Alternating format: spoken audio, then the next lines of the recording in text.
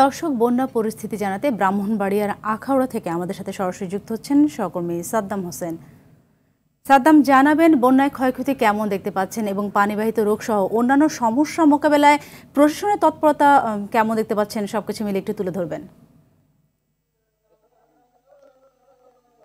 সাথে আপনাকে ধন্যবাদ। আপনি জানেন যে ভারতের উজান থেকে যে নেমে আসা পাহাড়ি ঢলের পানি, এই পানিতে কিন্তু ব্রাহ্মণবাড়িয়ার আখাউড়ার ৩টি ইউনিয়ন কিন্তু প্লাবিত ছিল। এখন এই মুহূর্তে কিন্তু বন্যার উন্নতি হয়েছে, কিন্তু ক্ষত বেশি উঠেছে। আমি যেখানটিতে দাঁড়িয়ে আছি সেখানে কিন্তু এখানে এলাকার স্বেচ্ছাসেবী যারা রয়েছেন তারা কিন্তু এইখানে একটি ভাঙন সৃষ্টি হয়েছিল, সবচেয়ে বড় গর্ত সৃষ্টি হয়েছে। সেখানে কিন্তু তারা এই ভাঙনে তারা সাময়িক চলাচলের জন্য একটি সেতু ভাঁজ দিয়ে তৈরি করেছে। আমি যদি একটু কথা বলি, এখানে প্রবাসীরাও সবচেয়ে বেশি সহযোগিতা করছেন। আপনারা প্রবাসীরা এখানে কি সহযোগিতা করছেন? ধন্যবাদ RTVকে।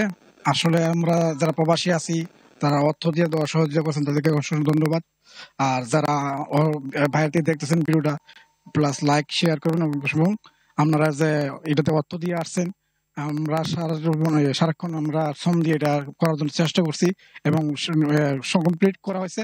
আরেকটা বাঁধার জন্য আমরা চেষ্টা চালাচ্ছি। ধন্যবাদ। আমরা শুনছিলাম, আমরা যদি আরেকজন স্থানীয় সাথে কথা বলি যে আপনারা এখানে বাঁশ দিয়ে আসলে সেতু করতেছেন, আসলে কেমন লাগছে? ধন্যবাদ RTVকে। আমাদের এই বাঁশের সেতুটা নির্মাণের জন্য সর্বপ্রথম উদ্যোগ নিয়েছে আমাদের এই গ্রামের কৃতি সন্তান হুসেন কাকা। হুসেন কাকাকে আমাদের গ্রামের পক্ষ থেকে এবং যুব সমাজের পক্ষ থেকে ধন্যবাদ, আমাদের একটি মহৎ কাজের জন্য সহযোগিতা করার জন্য। আমাদের আরেকটি বানবো কবরস্থান, যেটা আমাদের কবরস্থানের পাশে, ওইটার জন্য হুসেন কাকা আমাদেরকে আছে।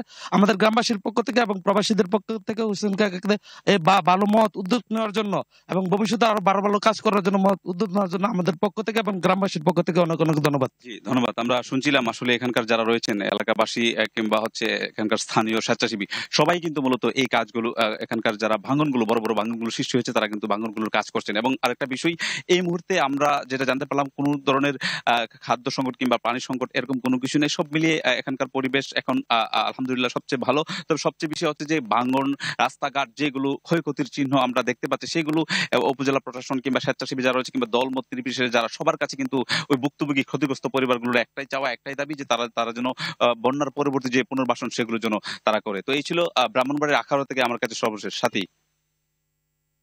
ধন্যবাদ আপনাকে।